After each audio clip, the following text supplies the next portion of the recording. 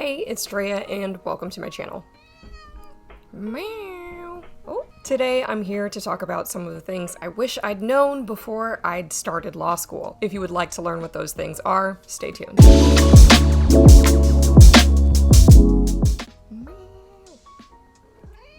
What's that? You're the best kitty cat in the world? I know, girl, it's no secret. Wait, what's that? Wait, someone called you orange? What did you say? And they said you had white mittens? And you said that with that kind of attitude? Girl, you've got a way with words. And I'm impressed. Go get him, Tiger.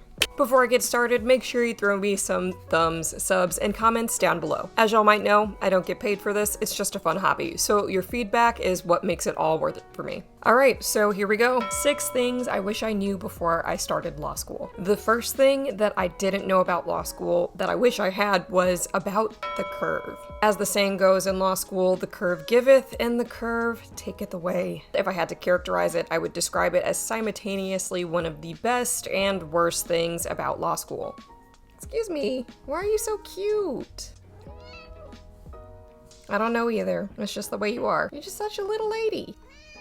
So what is the curve? It's basically a mandatory grading distribution, kind of like a bell curve, where there's very few people that get really good grades, like A's and A-minuses, a lot of people that get mid grades, and very few people that get low grades. While not every law school still gives letter grades in present times, my understanding is the overwhelming majority do indeed still grade on a curve. If you want to learn more about the curve, check out my second video where I go in more depth about what it is and how it impacts your grades in law school. In short, it means that you are competing with your classmates for those very few opportunities to earn an A. And by extension, that also means that if you're the type of person who's used to getting straight A's your entire life, law school could end up being a rude awakening for you. The second thing that I didn't know about law school that I wish I had was that in most cases, your entire grade for a given class is based off of one cumulative exam that is given at the end of the semester. That's it. You don't get assignments, you don't get participation, it's just based off of one cumulative exam, so you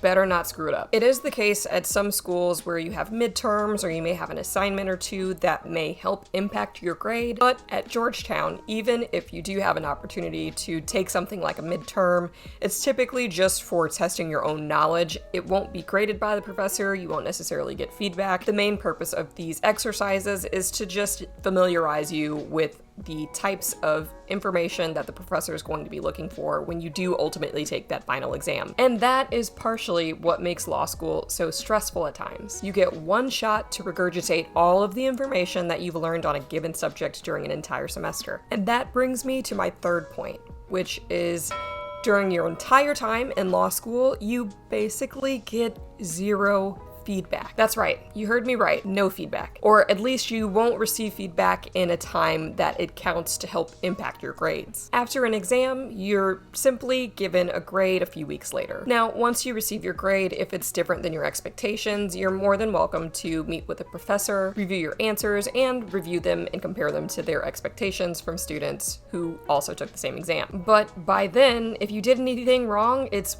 much too late to mend over and fix those gaps in your understanding. That brings me to my fourth point, and this might be unique to Georgetown because my understanding is that every school is a little bit different in this way, but law school takes forever to give you your grades. For example, at Georgetown, we finish up exams around mid-December. After that, we typically don't receive our grades until around mid-January. That's a full month of waiting, and I can promise you during your first year, that waiting time, especially when you're looking to see how did I do, what was my performance like, can be excruciating. That brings me to my fifth and sixth point, where I'll try to end on a more positive note. The fifth thing that I didn't know about law school before I began that I wish I had was that almost every exam that you take is going to be open book and or open note. What this means is that it will be rare that you have to take an exam that is based on everything from memory. The good part about this is that it can alleviate some of the exam stress. However, the bad part is everyone has access to their notes during an exam. For those of you who have taken an open book exam before,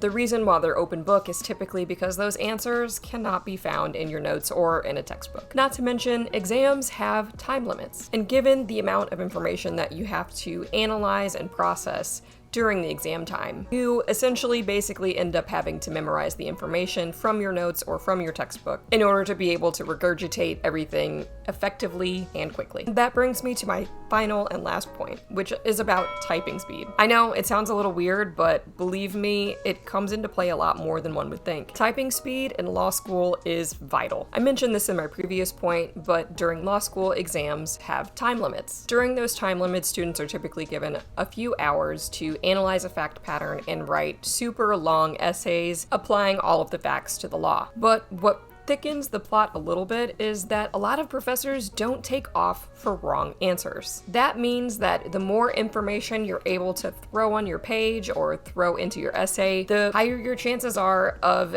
throwing something at the wall that's actually going to eventually stick with your professor. Thus, the faster you type, the more you can regurgitate, and the higher your chances are of getting some of that information correct. Alright, that's all I've got for today. 6 things I wish I'd known about law school before I began. I do want to say all of this with the caveat that every law school is a little bit different. So, as all of my videos, please take this all with a grain of salt. Thanks for stopping by. Feel free to leave me some comments, questions, anything, suggestions down below, and I'll see y'all in a couple of weeks. Say bye, my kitty cat.